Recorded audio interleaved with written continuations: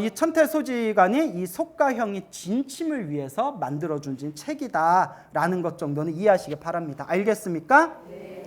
그런데 천태스님께서 법화경을 교과서로 삼아서 무수한 책들을 저술을 하세요. 무수한 경전의 그 주석서들을 저술을 하시는데 천태스님의 대표적인 3대 지관책이 있어요. 따라해보세요. 3대 지관.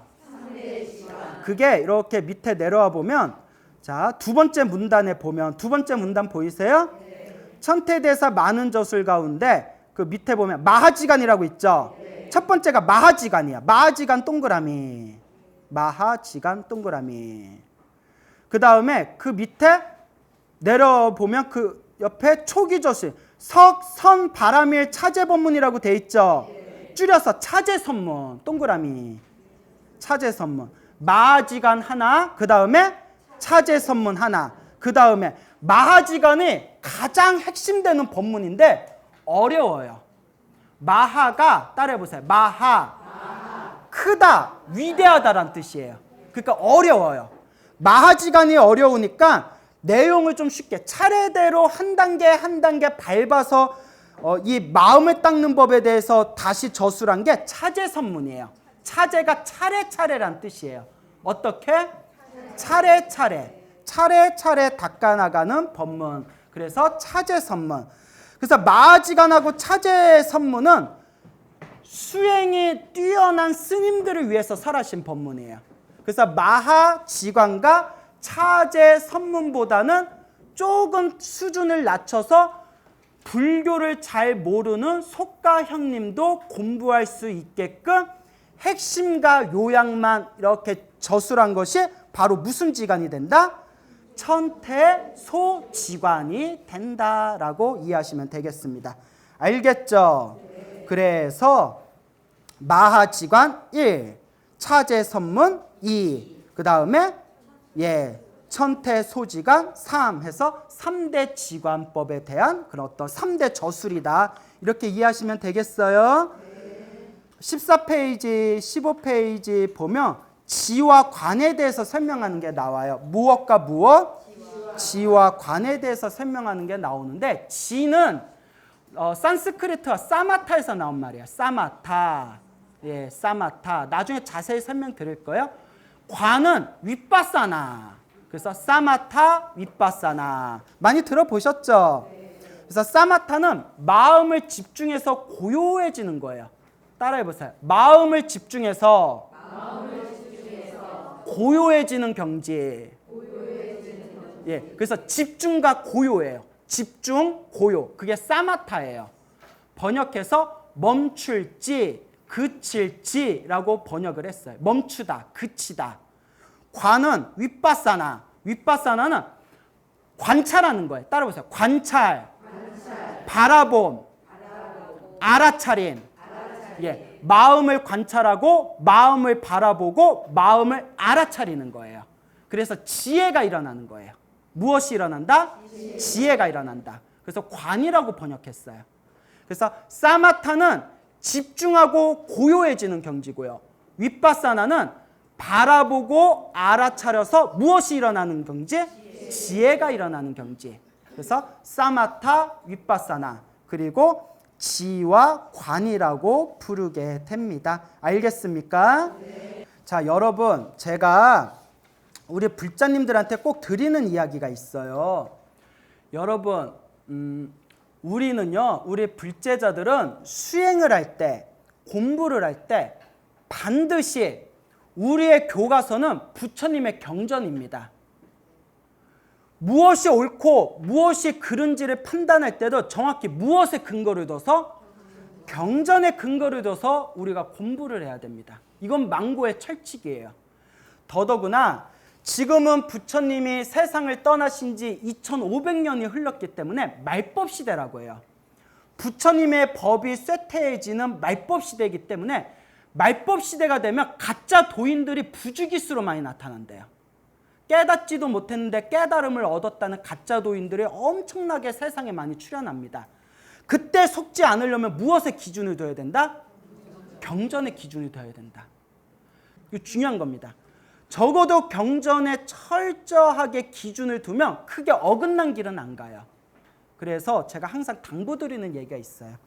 제가 10년 동안 항상 강의를 해왔는데 강의할 때마다 우리 불자분들에게 항상 간곡하게 누누이 몇 번이나 말씀드리는 게 스님 말도 믿지 말아라. 누구 말도 믿지 말아라? 스님 말. 물론 스님 입장에서 자존심 상하지만 스님 말에도 믿지 말아라. 왜냐? 스님도 아직 깨달았다 못 깨달았다? 스님도 아직 공부하는 과정이 있기 때문에 실수할 수가 있어요. 스님 말을 믿지 말고 누구 말을 믿어라? 그렇죠. 이거 잘 아는데 왜 그래? 부처님의 경전에 기준을 둬야 됩니다. 스님은 여러분들을 부처님의 가르침으로 인도해주는 교사예요. 선생님이에요. 스님이 롤모델이 돼서는 안 됩니다. 스님이 기준이 돼서는 안 돼요. 스님들의 스승님이신 누구의 말씀을 기준으로 삼아라? 부처님의 말씀을 기준으로 삼으라고 제가 항상 간곡하게 말씀드립니다. 알겠죠? 그러니까 우리가 공부할 때 꼭 누구의 말씀을 의지해서 공부해야 된다? 부처님 말씀을 의지해서 공부해야 됩니다. 그래야 속지 않아요. 그래서 천태소지간을 내가 왜 좋아하냐? 밑에서부터 6째 줄 보면 그 내용을 살펴보면 이라고 돼 있죠. 중요한 겁니다. 그 내용을 살펴보면 많은 부분이 용수보살의 대지도론, 용수보살의 대지도론은 반야경 있죠. 여러분이 알고 있는 반야심경과 금강경 있죠. 반야심경과 금강경이 600부 반야경 안에 있는 거예요. 600부 반야경을 해석한 게 바로 대지도론입니다. 대반야경을 해석한 게 대지도론인데 대지도론을 바탕으로 하였고 무슨 경과 무슨 경 등? 법화경과 열반경 등 여러 경을 인용하고 설명하고 있다. 따라서 천태대사는 어느 하나의 경전에 치우쳐서 이 책을 저술한 것이 아니라 대승경전에 해당하는 반야경과 법화경과 열반경과 중론과 같은 아주 중요한 경전과 논설을 근거로 해서 골고루 중요하게 다룬 것을 알 수가 있다. 무슨 말인지 알겠죠? 그래서 천태소지간도 공부를 해보면 철저하게 부처님의 경전을 근거로 두고 있습니다. 그 여러분, 우리가 경전을 좀 골고루 공부할 필요가 있어요. 뭘 느끼냐면 하나만 아는 사람은 그거밖에 몰라요. 금강경만 평생 공부한 사람은 금강경 외에는 잘 몰라요. 법화경만 평생 공부한 사람은 법화경 말고는 다른 걸 잘 몰라요. 열반경만 평생 보신 분은 열반경 말고는 다른 거 잘 모르시더라고요. 그러니까 어떤 현상이 일어날까요?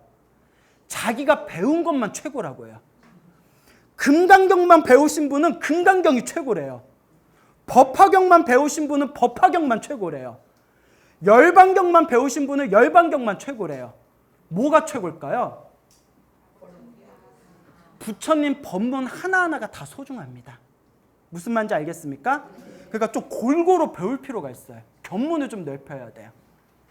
자, 그래서 우리 불자님들은 어느 하나에 치우친 그런 어떤 견해에 빠지지 말고 철저하게 부처님 경전에 입각해서 공부하는 그런 성실한, 그런 충실한 불자님들이 되셨으면 좋겠습니다.